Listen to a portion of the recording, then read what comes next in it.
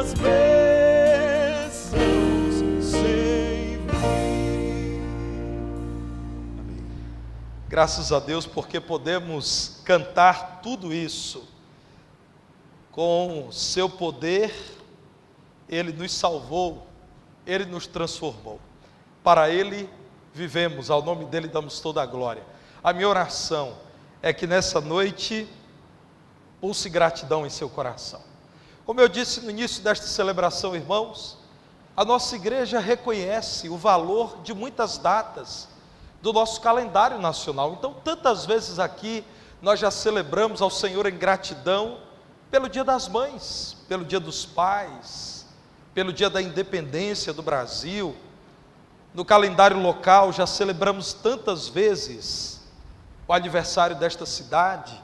E por que não também celebrarmos o Dia Nacional de Ação de Graças, uma data do calendário brasileiro? Eu quero convidar você a ler o Salmo 117 e pensar pela palavra de Deus no tema da gratidão.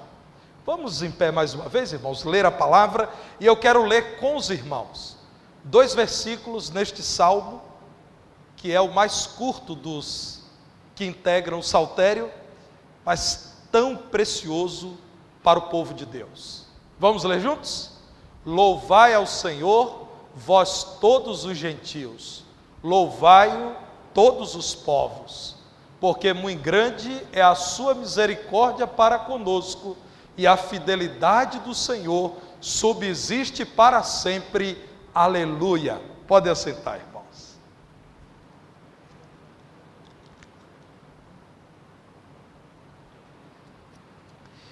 Esse salmo é o hino de louvor mais curto de todo o saltério, de todo o livro dos Salmos, mas é também completo. A Bíblia, irmãos, tem muito disso. Pequeno, mas eficaz, cada texto da palavra de Deus. Há palavras da Bíblia que, ainda que isoladas, alcançam toda a humanidade em toda a história. Por exemplo, a palavra Deus, a palavra Shalom, a palavra céu. Então nós não estamos falando de um texto limitado, porque o seu tamanho, comparado com outros salmos, por exemplo, com o Salmo 119, é tão reduzido. Nós estamos falando, meus irmãos, de um ato completo de louvor a Deus. Não fica aqui claro quem é o autor deste salmo, mas sabemos que pela posição dele, era um salmo cantado nas grandes festas de Israel, a exemplo da festa da Páscoa. Ele começa com o louvai, e logo em seguida, mais um louvai. Veja aí, a primeira palavra é halel, de aleluia. Então aqui nós encontramos a palavra de Deus dizendo louvai. Louvai a quem? Ao Senhor. E na sequência desse versículo, louvai todos os povos. Louvai aqui é shavá, que é o mesmo que elogiar, enaltecer, exaltar. Dar ao Senhor o destaque que só a Ele devemos dar. Esse salmo, irmãos, nos chama a agradecer ao Senhor que te criou e que te sustenta, que faz o seu coração pulsar de gratidão. Às vezes, o seu coração pulsa mais rapidamente que o comum, a depender das emoções, fortes emoções, ou até de esforços intensos, o seu coração pode pulsar muito mais rapidamente do que o comum, quando você está numa experiência extenuante do ponto de vista físico. Você carregou muito peso por muitos degraus de uma escada, e o seu coração bombeia sangue e pulsa, porque você foi estimulado por aquele grande esforço físico. Estresse, ansiedade, ou também surpresa, uma surpresa que faz o seu coração bater muito rapidamente, empolgação. Quando é que o seu coração pulsa a gratidão a Deus. Eu quero te convidar você a pensar naquilo que o Salmo diz.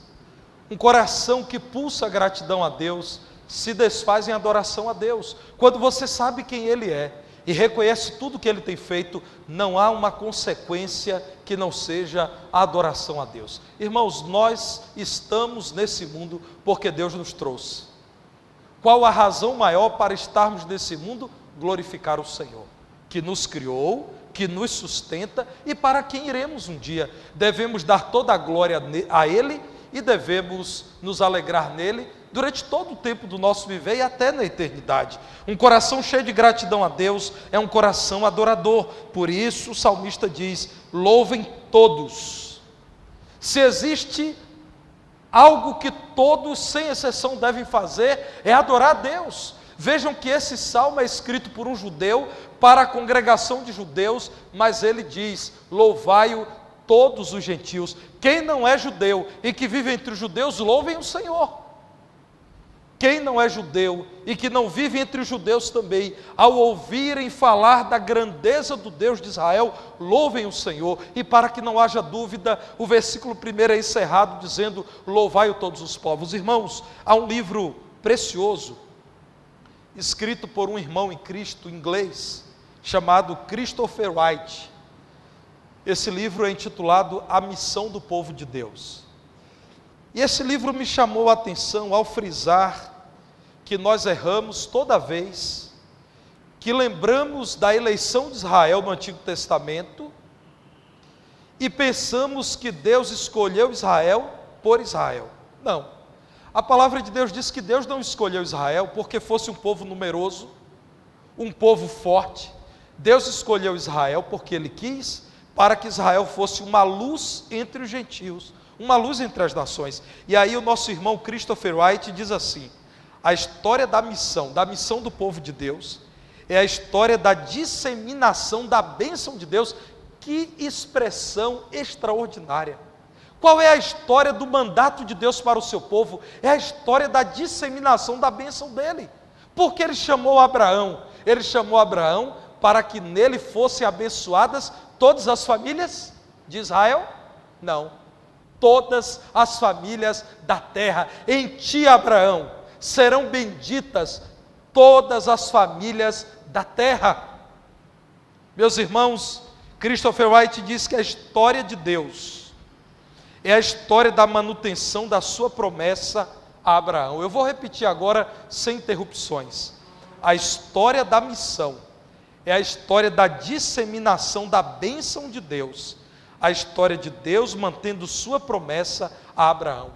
Um coração que pulsa a gratidão é o coração que adorará a Deus, primeiro em sua casa. Então o convite é: vocês que estão aqui nesse lugar de adoração, louvem o Senhor.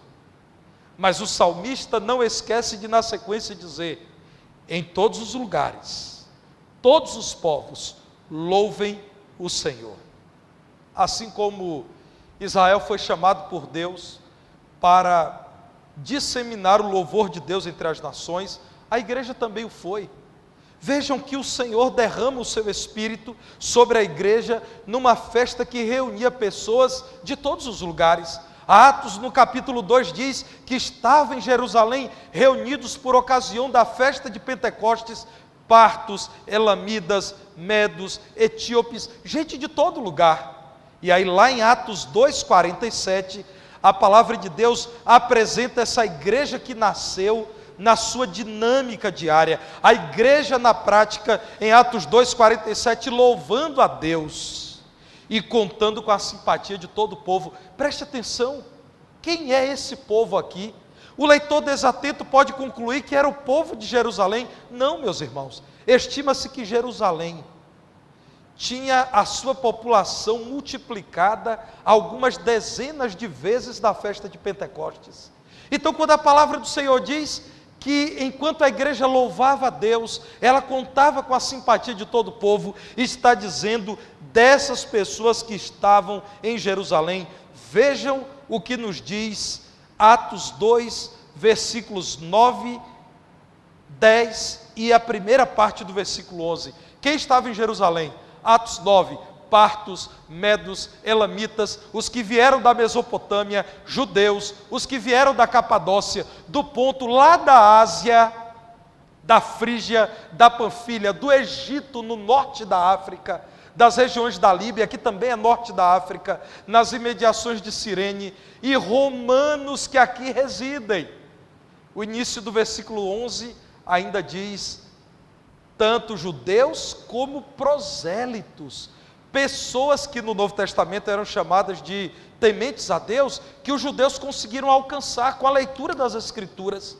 E diz mais: cretenses e arábios, os árabes também, os de Creta, mas também os árabes. Irmãos, nós encontramos o salmista então dizendo: se você já sabe quem é Deus e o que Ele faz, o seu coração está pulsando de gratidão. Então você adorará a Deus, mas você não fará disso um patrimônio particular. Não será uma experiência na solidão. Não será um encontro individualizado. Você convidará todos em todos os lugares a adorarem a Deus. Mas o Salmo continua e nos diz que um coração que pulsa de gratidão a Deus é um coração que proclama a palavra de Deus. O que é louvar a Deus se não falar dele e das suas maravilhas? Isso é proclamar a palavra de Deus. Isso é exaltar o Senhor. Quando um crente dá bom testemunho de Cristo, evidências de novo nascimento, o que ele está fazendo? Ele está adorando a Deus com o seu testemunho. Quando um crente em Jesus age em amor com aquele que lhe maltratou, o que ele está fazendo? Adorando a Deus enquanto manifesta amor. Então, quando você adora a Deus, na verdade você está evangelizando, você está proclamando a palavra de Deus. Não devemos fazer aquilo que muitos judeus fizeram. Os judeus deixaram de proclamar a palavra de Deus e se deixaram influenciar pelos gentios tantas vezes. Coração cheio de gratidão a Deus, irmãos, insistirá em proclamar a palavra de Deus e ensinar a sua mensagem com fidelidade. Louvai-o todos os povos. Quantas vezes Israel, mesmo tendo tantos motivos para agradecer a Deus, criou ídolos e agradeceu a esses ídolos? A palavra do Senhor nos chama, irmãos, a proclamarmos a palavra do Senhor, porque somos gratos ao Senhor e somente ao Senhor. Vejam Atos capítulo 4, versículo 20, quando os apóstolos são ameaçados, para que não continuassem pregando o evangelho de nosso Senhor Jesus Cristo. Diante do sinédrio, um tribunal religioso, com desdobramentos civis, o que é que eles dizem? A quem queria lhes proibir de pregar o evangelho: nós não podemos. Não está em nós o poder de tomar uma decisão nesse sentido.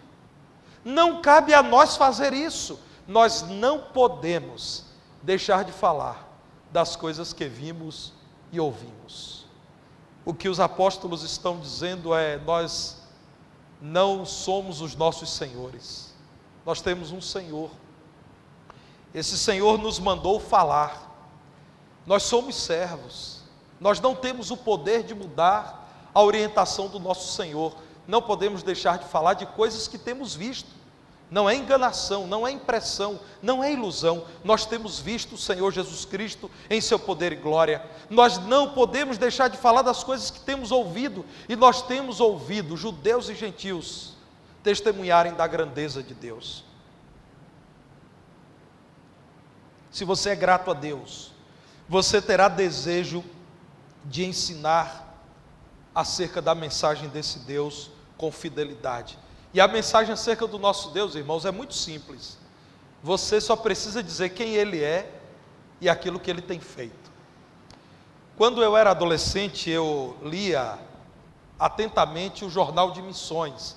Uma outra época em que o jornal impresso tinha um lugar entre nós, e que hoje já perdeu. E naquela época todas as igrejas, inclusive a nossa igreja aqui, recebia o Jornal de Missões. E eu li a história de um missionário que arrependeu-se de uma estratégia missionária criada por ele na Índia. A Índia é o segundo mais populoso país do mundo, há muitos cristãos evangélicos lá, mas a população é tão grande que, comparada com toda a população da Índia, a população evangélica ainda é pequena. E aquele missionário pensou numa estratégia. A Índia é uma sociedade, principalmente no passado, era muito mais, uma sociedade dividida por castas, por grupos. É parte da cultura indiana nascer pobre e entender que você deverá sempre ser pobre. Ou nascer nobre e entender que você sempre será nobre. Há naquela cultura, inclusive por conta de ideias religiosas, a aceitação da condição em que alguém nasceu. E aquele missionário então relatou que ele pensou: eu vou evangelizar apenas pessoas da casta privilegiada. Por quê? Eles poderão permitir que o evangelho entre nessa casta, e eles poderão patrocinar a obra missionária, e eles poderão fortalecer a igreja pobre da Índia. E esse missionário então foi morar em Bombaim, uma grande cidade indiana, e era nosso missionário dos batistas brasileiros lá. E ele começou a buscar relacionamento com pessoas que tinham uma condição econômica muito boa, e passou a pregar o evangelho, mas não havia conversões. E na casa dele trabalhava um rapaz que era o caseiro. Ele morava numa chácara, e aquele rapaz muito simples, analfabeto, limpava, roçava, era um excelente funcionário. Acontece que o missionário ficava treinando a pregação e a leitura da Bíblia, porque ele precisava falar em alguns dialetos que são muito populares na Índia. Não resolvia pregar em inglês, nem sempre resolvia. Em muitos lugares você tinha que pregar em determinado dialeto. E acontece que aquele rapaz entendia. Ele, que já havia sido funcionário de outras pessoas com um excelente padrão de vida financeira, entendia. E aquele missionário então abria a Bíblia e treinava, e pregava, e falava, até que um dia aquele jovem muito pobre disse ao missionário: eu creio em Jesus. O missionário, espantado, disse: você crê em Jesus? Sim, eu tenho ouvido tudo e eu creio nisso. Eu quero entregar minha vida a Jesus e quero ser batizado. O missionário disse: tudo bem, eu vou te batizar, mas eu tenho uma estratégia para o seu país. E o meu desejo é que pessoas com uma boa condição financeira na Índia se convertam para que sejam patrocinadores da expansão da obra missionária na Índia. Então fique calado, não fale a ninguém. E aquele jovem muito simples disse: eu prometo, missionário, eu prometo que eu não vou dizer a ninguém que eu sou cristão, que eu sou convertido a Jesus, mas eu preciso entregar minha vida a Jesus, eu sou dele, eu creio nele. E o missionário ouviu a profissão de fé junto à sua esposa e filhos, batizou aquele jovem e disse: olha, mas lembre do seu compromisso, você não vai sair por aí pregando, porque eu não poderei dar assistência a essas pessoas, eu tenho outro projeto missionário para a Índia. E num dia pela manhã, quando aquele missionário acordou, aquele jovem não estava em casa, e no dia seguinte ele não apareceu, e por mais 2 ou 3 meses ele não apareceu, até que um dia ele chegou com mais 20 pessoas e disse: missionário, eu vim aqui te pedir perdão, eu prometi que eu não ia falar de Jesus, mas não está em mim, eu não dei conta, eu não consegui. Eu comecei a falar das pessoas de Jesus e elas pararam para me ouvir, na minha casa se converteram, e vizinhos se converteram, e eu vim lhe pedir perdão e dizer: eu não consegui cumprir o meu compromisso, me perdoe, está aqui esse grupo todo convertido para o senhor batizar. E aquele missionário, irmãos, emocionado, ele conta em lágrimas, disse: meus irmãos em Cristo, eu peço perdão a vocês, eu me arrependo da minha estratégia, eu quis ocupar o lugar de Deus, quando eu deveria pregar toda criatura aqui na Índia. E aquele missionário então colocou no artigo do Jornal de Missões a foto com aquela congregação linda, com tantas pessoas, e ele dizendo: eu me arrependi da minha estratégia missionária.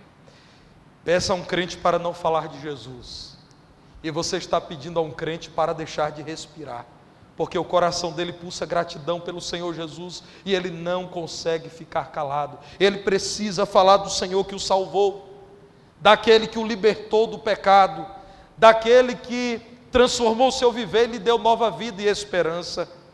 Meus irmãos, uma igreja cheia de gratidão a Deus é uma igreja missionária, é uma igreja que inicia congregações, é uma igreja que sustenta missionários, é uma igreja que oferta para a obra missionária, mas é uma igreja também que os crentes dão testemunho na vizinhança, e presenteiam pessoas com a Bíblia, e se dispõem a orar por pessoas, e a visitar pessoas, e convidá-las para o culto, porque a gratidão a Deus nos leva a falar do nosso Deus. O Salmo então diz que um coração que pulsa de gratidão, é um coração que reconhece a fidelidade de Deus. Veja no versículo 2, quando o salmista fala da grande misericórdia de Deus, que eu quero chamar aqui de amor misericordioso. E depois ele fala da fidelidade do Senhor, que não acaba, que subsiste para sempre. E tão empolgado, inspirado pelo Senhor, depois de falar da misericórdia grandiosa do Senhor e da fidelidade que subsiste, ele diz: aleluia, louvem o Senhor mais uma vez. O que o salmista está dizendo é que um coração cheio de gratidão a Deus reconhece o amor de Deus, reconhece que não é coisa alguma por os seus esforços, reconhece que não tem coisa alguma por sua bondade, mas porque Deus é gracioso. Aliás, irmãos, é sempre bom nos lembrarmos de Lamentações de Jeremias, capítulo 3, versículo 22. Nós encontramos aqui o profeta Jeremias, depois de muito ter lamentado, dizendo que as misericórdias do Senhor são a causa de não sermos consumidos, porque as suas misericórdias não têm fim. Nós não somos consumidos por Deus, não é porque somos bons, não é porque somos idôneos, não é porque somos esforçados, não é porque somos religiosos. Nós não somos consumidos pelo Deus Santo, porque Deus é misericordioso, é cheio de graça. E o que dizer de Efésios capítulo 2, versos 8 e 9? Ali a palavra de Deus diz: pela graça sois salvos. Foi você quem comprou a sua salvação? Não. Foi você quem providenciou a sua salvação? Não. Pela graça, por iniciativa de Deus, por misericórdia de Deus, por inexplicável bondade de Deus, sois salvos mediante a fé. Isto não vem de vocês, é dom de Deus. Na verdade, sem a misericórdia de Deus, vocês todos só pensariam em pecar. É dom de Deus, não vem das obras, para que ninguém bata no peito e diga: vejam como eu sou bom. Enquanto todos esses pecadores não se importam com o Senhor, eu aqui me rendi. Não vem de obras, para que ninguém se glorie, porque toda a glória deve ser dada ao Senhor e somente ao Senhor. Fidelidade aqui nesse salmo, irmãos, é sinônimo de verdade. Você pode ler aqui a palavra de Deus dizendo: porque muito grande é a sua misericórdia para conosco, e a firme decisão do Senhor em relação a nós, a firme atitude do Senhor, a inabalável bondade do Senhor não acaba. É isso que o salmista está dizendo. O Senhor é misericordioso, o Senhor não se deixa abalar, Ele é constante. Ainda que sejamos fiéis, Ele permanece fiel, porque Ele não pode negar a si mesmo. E quem Ele é? O apóstolo João é usado por Deus para definir Deus. Deus é amor. Você quer saber quem é o Deus da Bíblia? O Deus da Bíblia é amor. Conheci um irmão que estava lutando com o seu carro velho, e aquele veículo estava dando muitos problemas. E então eu conversei com ele sobre aquele problema que ele estava vivenciando, e ele me deu duas respostas. Ele disse: pastor, eu não tenho do que me queixar. Por quê? Aqui nessa cidade, nos últimos 15 anos, roubaram muitos carros. Eu nunca fiz seguro desse carro e não me roubaram até hoje. Eu estou no lucro. Segundo, pastor, esse carro, e era um utilitário, era uma picape pequena, Esse carro, pastor, já me deu tanto lucro que eu já não tenho mais do que reclamar desse carro. Eu não tenho o que reclamar, eu estou no lucro. Eu nunca paguei seguro, não me roubaram, como o senhor pode ver. E esse carro já me deu tanto lucro, pastor, eu já carreguei tanta coisa no meu comércio. Eu já fiz tanta viagem. Eu já pus esse carro em estradas intrafegáveis, ele deu conta. Eu não tenho mais o que reclamar desse carro, não. Se agora ele não servisse para mais nada, eu deveria agradecer. Eu fiquei pensando, irmãos, tem gente que agradece um carro velho e não agradece a Deus. Como nós somos, né? Uma pessoa que é capaz de olhar para um carro e dizer, tantas vezes ele me serviu, quase que ele dizia assim, esse carro já me abençoou tanto, mas aí ele era um crente batista, ele disse, não, quem me abençoa é Deus, não é o carro, né? Esse carro já me fez tanto bem, por que agora eu vou falar mal desse carro? Irmãos, há crentes que são capazes de agradecer um carro velho e não agradecem a Deus. Primeiro problema, Deus não existe. Oração que acredita que não foi respondida, Deus não me ama. Uma dificuldade na vida cristã, Deus esqueceu de mim. Não faça isso, meu irmão. No máximo você não está entendendo Deus. Ore a Ele para que você possa entendê-lo. Mas nunca parta do ponto de vista de que Deus falhou. Sabe aquele Deus que poderia ter destruído esse mundo, mas por amor nos tem preservado? Sabe aquele Deus que quando te viu no seu pecado, poderia ter te enviado para o inferno, mas Ele ofereceu a si mesmo no Calvário? Sabe aquele Deus que já ouviu as suas orações e você sabe de quantas Ele já ouviu e respondeu? Sabe aquele Deus que se faz presente em sua vida? Seja grato ao Senhor.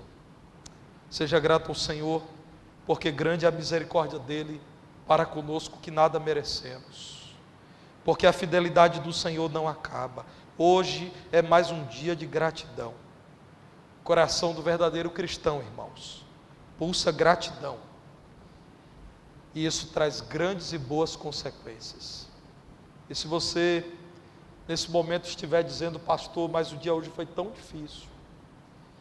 Mas hoje para mim é um dia triste pelas perdas que tive nesse dia. É um tempo de choro por tudo que tem acontecido. Ore ao Senhor pedindo que Ele multiplique a sua fé, para que você não deixe de ver as maravilhas que o Senhor tem operado. O salmista, irmãos, no Salmo 119 diz assim, Senhor, desvenda os meus olhos, para que eu veja as maravilhas da Tua lei. A Tua lei é maravilhosa, mas às vezes o pecado venda os meus olhos, e eu não enxergo as maravilhas da Tua lei. Tira a venda dos meus olhos, Senhor, para que eu veja as maravilhas da Tua lei. Que Deus te permita nessa noite dizer, porque eu sei quem Deus é e o que Ele faz. O meu coração hoje pulsa gratidão. E que pulsando gratidão, você adore a Deus. Proclame a palavra de Deus. E reconheça a fidelidade do nosso Deus. Deus, pois, em Cristo, nos abençoe. Vamos cantar o hino, irmãos. Grandioso és Tu.